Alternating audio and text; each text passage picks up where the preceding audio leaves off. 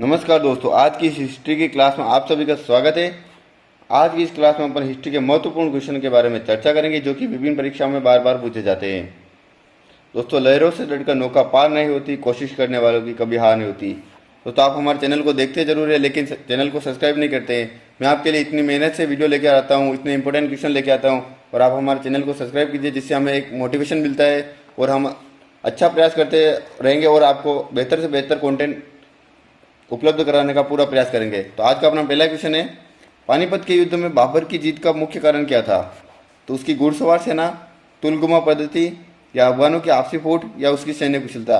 तो right answer क्या हो जाएगा अपना? ऑप्शन नंबर फोर्थ, उसकी सैन्य कुशलता। चलिए अपने अगले क्वेश्चन की ओर आगे बढ़ते हैं। अगला क्वेश्चन है, किसके समय में मलिक मोहम्मद जैसी ने पद्मावत ग्रंथ की रचना की थी, जिस पर एक मूवी बनाई गई पद्मावत? तो ऑप्शन नंबर 1 है औरंगजेब, ऑप्शन नंबर 2 है बाबर, शेरशाह सूरी, या अकबर। तो मलिक मोहम्मद जैसी ने पद्मावत की रचना किसके समय में की थी? शेरशाह सूरी के समय में। शेरशाह सूरी का कार्यकाल किया था 1540 ईस्वी से 1545 ईस्वी तक। इसने हुमायूं को पराजित करके दिल्ली की गद्दी हासिल की थी। इसने चौसा के युद्ध में हुमायूं को पराजित किया था। 1539 में चौसा का युद्ध लड़ा गया था। उसके बाद 1540 ईस्वी में कन्नौज या बिलग्राम का युद्ध लड़ा गया था। चलिए अपने अगले क्वेश्चन की ओर आगे बढ़ते हैं। आज का अपना अगला क्वेश्चन है, किस मुगल बादशाह ने जजिया नामक कर पुनः लगाया था? तो ऑप्शन नंबर 1 अकबर या Shahjahan, option number 2 Shahjahan, option number 3 है जहांगीर, ऑप्शन नंबर 4 है औरंगजेब। तो जजिया कर नामक कर पुनः किसके द्वारा लगाया था? ऑप्शन नंबर 4 राइट हो जाएगा, औरंगजेब के द्वारा। औरंगजेब ने जजिया नामक कर पुनः लगाया था। औरंगजेब को जिंदा पीर के नाम से भी जाना जाता है, जिंदा पीर। इसका कार्यकाल क्या था? 1658 ईस्वी से 1707 ईस्वी तक। औरंगजेब का कार्यकाल था 1658 ईस्वी से 1707 ईस्वी तक।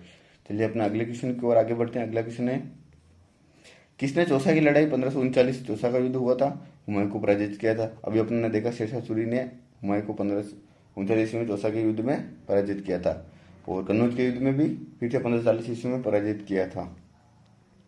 चलिए अपने अगले क्वेश्चन की ओर आगे बढ़ते हैं। अगला क्वेश्चन अपना, औरंगजेब ने दक्षिण में जिन 2 राज्यों को विजय किया था वो थे?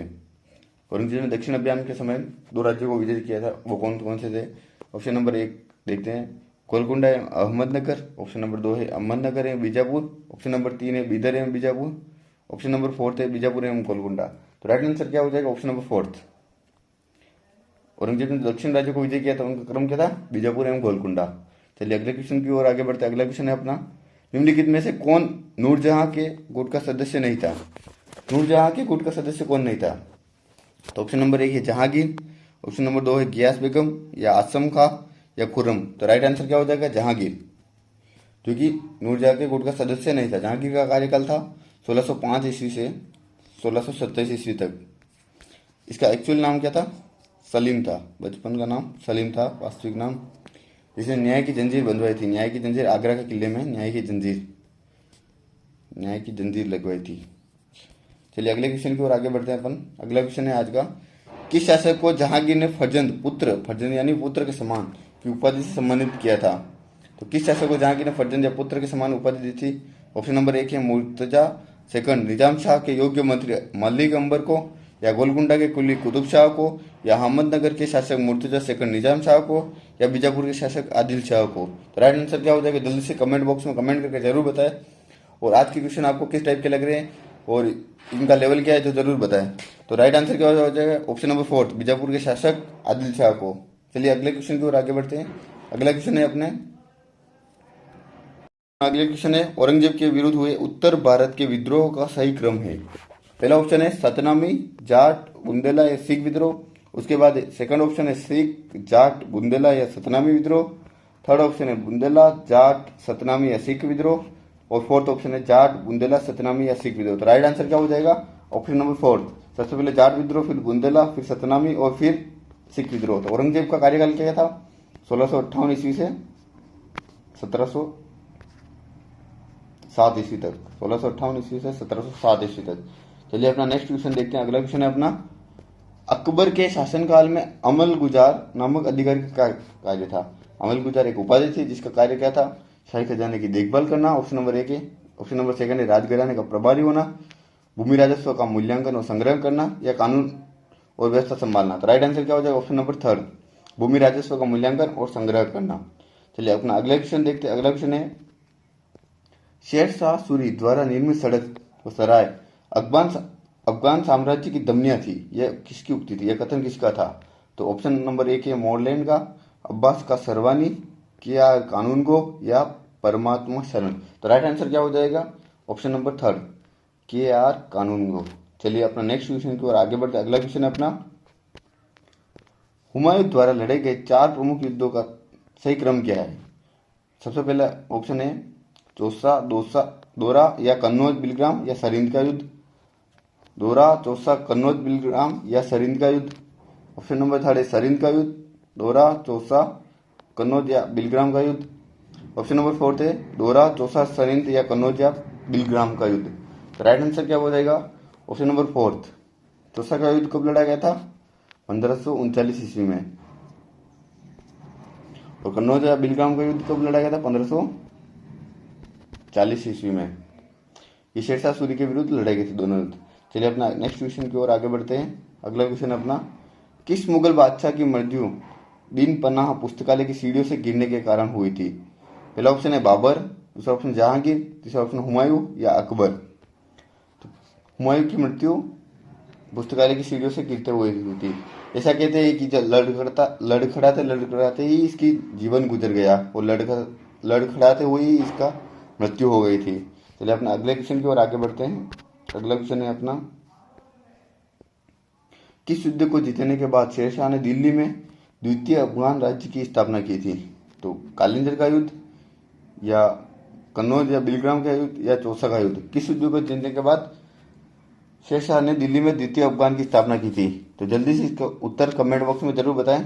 तो इसका राइट आंसर हो जाएगा ऑप्शन नंबर थर्ड, कन्नौज या बिलग्राम का युद्ध, जो 1540 ईस्वी में लड़ा गया था, जिसमें शेरशाह सूरी की विजय हुई थी। इसने अपनी, चलिए अगला क्वेश्चन देखते हैं। अभी इसने अपनी राजधानी को पटना बनाया था, पाटलिपुत्र का नाम बदलकर पटना रखा था। अगला क्वेश्चन अपन देख लेते हैं, दिल्ली के प्रसिद्ध जामा मस्जिद का निर्माण किसके द्वारा किया गया था?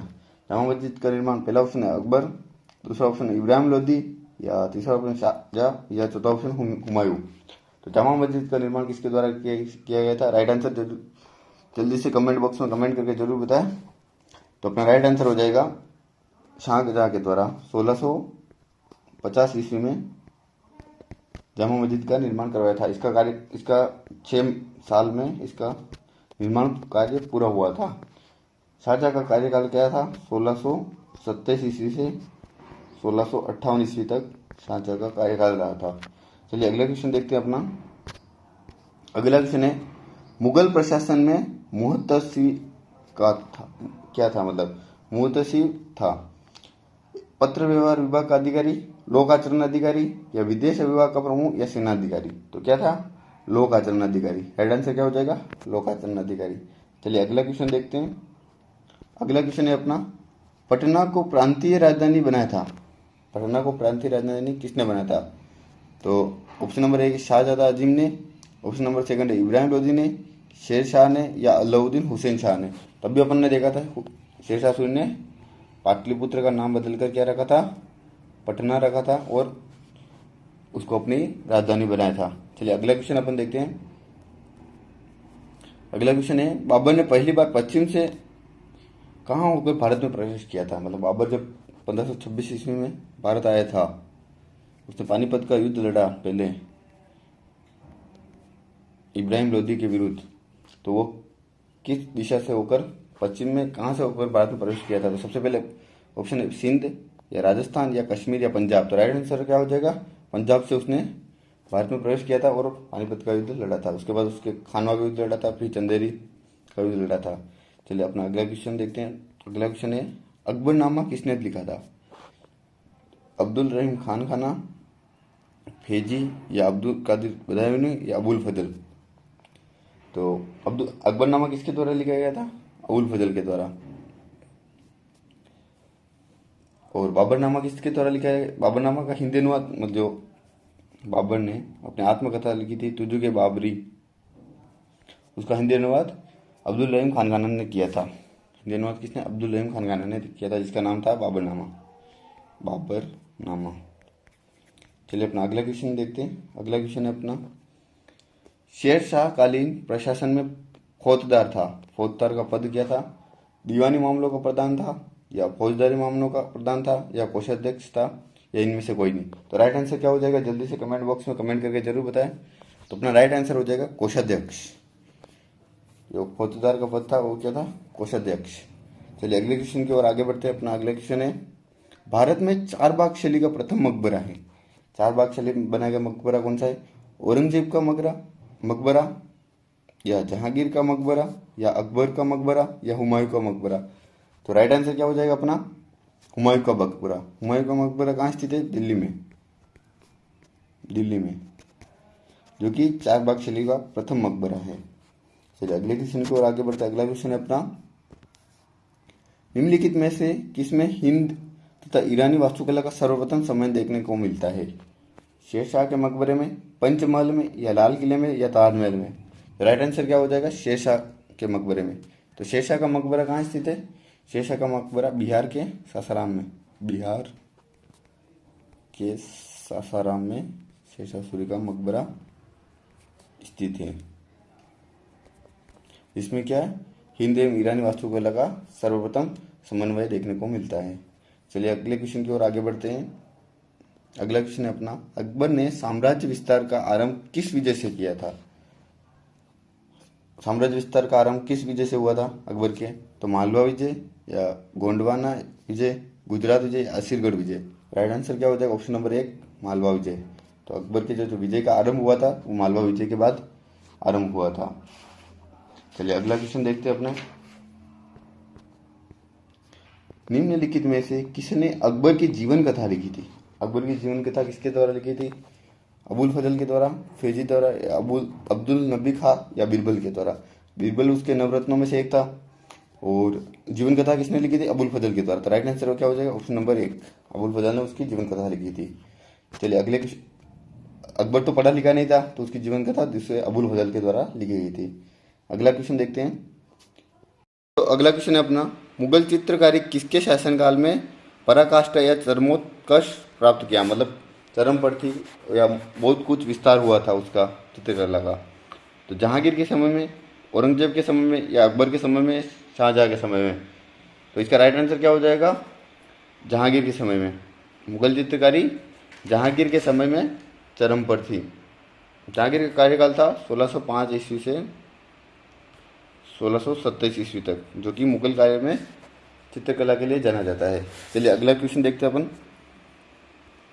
अगला क्वेश्चन है, हुमायूं का मकबरा कहाँ स्थित है? हुमायूं का मकबरा काबुल में, फतेहपुर सीकरी में, दिल्ली में, या आगरा में। तो राइट आंसर क्या हो जाएगा? हुमायूं का मकबरा दिल्ली में स्थित है। तो दोस्तों आज अपन ने 25 इंपॉर्टेंट क्वेश्चन किए थे, जिसमें से आपके कितने क्वेश्चन राइट हो रहे हैं? 25 में से आपके कितने क्वेश्चन राइट हो रहे हैं? कमेंट बॉक्स में कमेंट करके जरूर बताएं कि 25 में से 25 हो रहे हैं, या 20 हो रहे हैं, या 15 हो रहे हैं, या 10 हो रहे हैं। जितने भी क्वेश्चन राइट हो रहे हैं सही सही कमेंट बॉक्स में कमेंट करके जरूर बताएं। और अगली क्लास में अपन मुगल काल के एक और पार्ट लेके आएंगे, जिसमें से और इम्पोर्टेंट क्वेश्चन के बारे में और मुगल का पतन कैसे हुआ था उसके बारे में चर्चा करेंगे। तो आज की क्लास को अपन यही विराम देते हैं दोस्तों। धन्यवाद।